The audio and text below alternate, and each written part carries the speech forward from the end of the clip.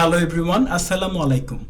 Recent IELTS পরীক্ষায় part ওয়ানে যে ধরনের প্রশ্ন এসেছে বা যেই টপিকগুলো থেকে প্রশ্ন এসেছে তা নিয়ে আজকের লেসনে আমরা আলোচনা করব। গত 2 দিন অর্থাৎ 9 এবং 10ই ফেব্রুয়ারি আমি কোনো ভিডিও লেসন আপনাদেরকে প্রদান করিনি, কারণ আমি অসুস্থ ছিলাম। সো নিয়মিত যারা আমার লেসনগুলো দেখেন তারা আমাদের জন্য, আমাদের চ্যানেলের জন্য দোয়া করবেন যাতে আপনাদেরকে আমরা নিয়মিত ভিডিও প্রদান করতে পারি। তো আজকে আমরা আলোচনা করব দুটো গুরুত্বপূর্ণ টপিক নিয়ে। একটি হলো আর্ট আর একটা হলো চাইল্ডহুড। এই দুটো টপিক আইএলটিএসে যে টপিকগুলো পার্ট ওয়ানে জিজ্ঞেস করা হয় তার মধ্যে অত্যন্ত ঘন ঘন নানা পরীক্ষাতে এসে থাকে। তো এটার জন্য আর্ট এবং চাইল্ডহুড যেহেতু রিসেন্ট পরীক্ষাতেও এসেছে, আমরা এটাকে খুব গুরুত্ব দিয়ে কভার করব। এটার সাথে পার্সোনাল ইনফরমেশন, তো পার্সোনাল ইনফরমেশনে জিজ্ঞেস করা হয়েছিল হোয়াট ইজ ইউর নেম। আপনারা জানেন যে এটা না, আপনার নামটা জাস্ট বলে দিলেই যথেষ্ট। ওয়ার আর ইউ ফ্রম, এখানে আপনি বলতে পারেন যে well I am originally from, এটা বলে আপনি কোত্থেকে এসেছেন। But now I live in, এটা বলে আপনি আনসারটা দিতে পারেন। অথবা এখানে যেটা দিয়েছি আই এম ফ্রম গাজীপুর, আমি গাজীপুর থেকে এসেছি। আর ডায়নামিক ইন্ডাস্ট্রিয়াল সিটি, খুব সুন্দর একটা ল্যাঙ্গুয়েজ, কিন্তু একটা প্রাণচঞ্চল শিল্পনগরী। এটা লোকেশনটা কিভাবে বলবো, জাস্ট নর্থ অফ ঢাকা, ঢাকার উত্তরে। Renowned for its textile sector, যা এর টেক্সটাইল শিল্পের জন্য পরিচিত বা বিখ্যাত। অ্যান্ড র্যাপিড আরবান এক্সপ্যানশন, এবং দ্রুত নগরায়নের জন্য পরিচিত। পার্সোনাল ইনফরমেশন পার্টটা থেকে ক্যান্ডিডেটকে এই দুটো কোয়েশ্চেনই জিজ্ঞেস করা হয়েছে। তারপর আরেকটা টপিক থেকে কোয়েশ্চেন করা হয়েছে, তা হলো আর্ট। তো চলুন আর্ট থেকে কি কি কোয়েশ্চেন করা হয়েছে আমরা স্টেপ বাই স্টেপ দেখি। প্রথম কোয়েশ্চেনটা হলো are you good at art, তুমি কি শিল্পকলায় দক্ষ? তো এখানে রেসপন্স করা যেতে পারে যে নট রিয়েলি, সত্যিকার অর্থে না। তো আপনি কি করলেন যে প্রথম পার্টটার আনসারটা আপনি বলে দিলেন, তারপর এটাকে আপনি আরেকটু এক্সটেন্ড করবেন, বলবেন আনসারটিকে এক্সটেন্ড করতে আপনি বলতে পারেন I wouldn't say I am very good at art, আমি বলবো না যে আমি শিল্পে খুব দক্ষ। Good at art, good at শব্দটা দিয়ে বোঝায় কোনো কিছুতে কেউ দক্ষ। But I do enjoy it, কিন্তু আমি এটি উপভোগ করি। But I do enjoy it, কিন্তু আমি এটি অবশ্যই উপভোগ করি অ্যাজ এ হবি, শখ হিসেবে। ইন মাই ফ্রি টাইম, আমার অবসর সময়ে। আই ফাইন্ড ইট রিল্যাক্সিং, আমার কাছে এটিকে আরামদায়ক বলে মনে হয়। ফাইন্ড শব্দটার আক্ষরিক অর্থ হলো খুঁজে বের করা। ফাইন্ড ইট রিল্যাক্সিং মানে এটিকে আরামদায়ক বলে মনে হওয়া।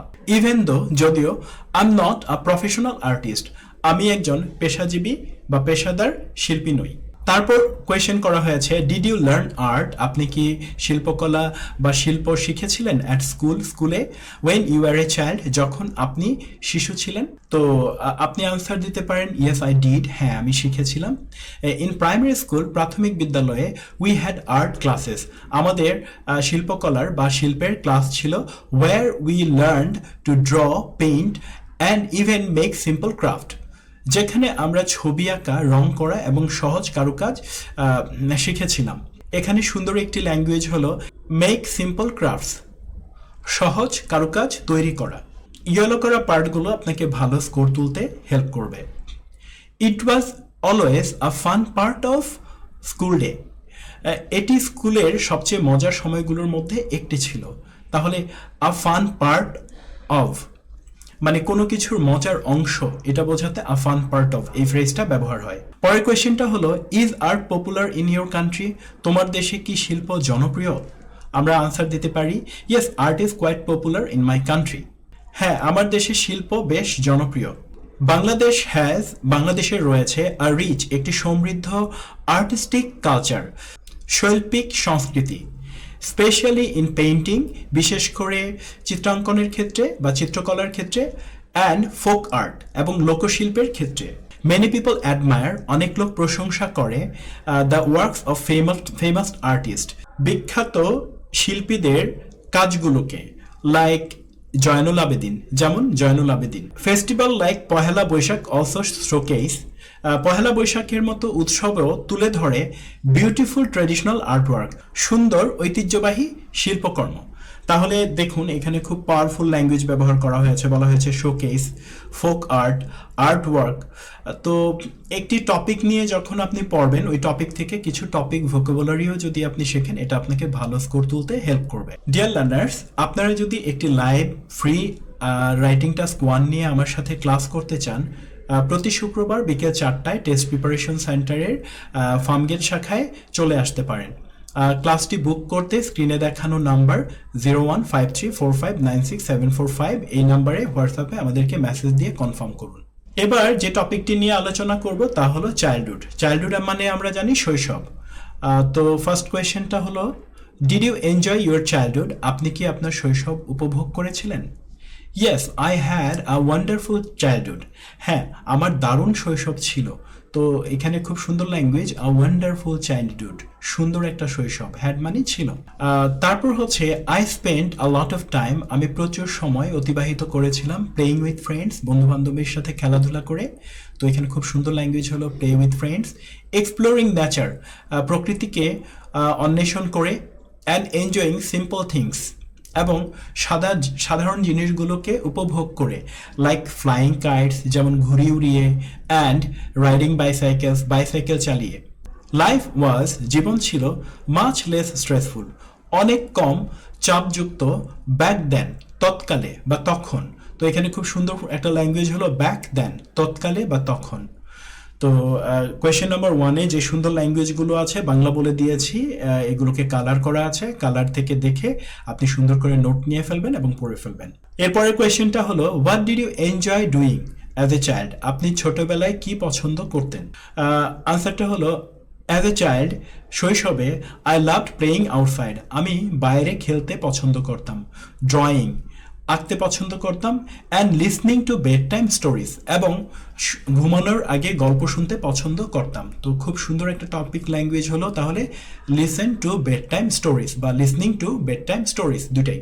I also enjoyed collecting stickers, আমি স্টিকার কালেক্ট করতেও পছন্দ করতাম, অ্যান্ড স্মল টয়স, এবং স্মল টয় কালেক্ট বা সংগ্রহ করতেও পছন্দ করতাম।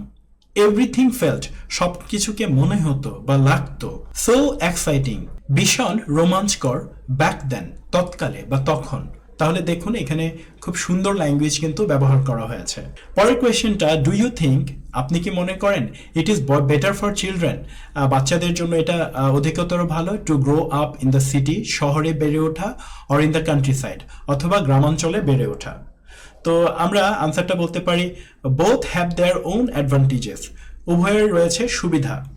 ইন দ্য সিটি, শহরে, children have better schools and more facilities, বাচ্চাদের ভালো স্কুল এবং অধিক সুযোগ সুবিধাদি রয়েছে।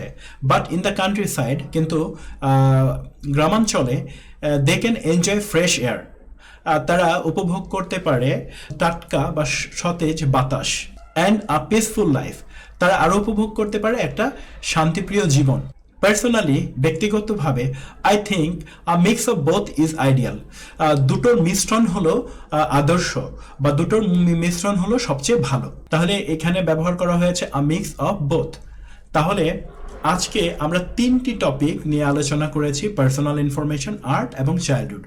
তো যারা রিসেন্ট কোয়েশ্চেনগুলো ভালো করে পড়ে ক্যাপচার করে ফেলতে পারবেন, এটা খুব সম্ভাব্য যে একই ধরনের কোয়েশ্চেন আপনি পরীক্ষাতে পেয়ে যাবেন। সবার জন্য শুভকামনা জানিয়ে আজকের লেসনটি এখানেই শেষ করছি।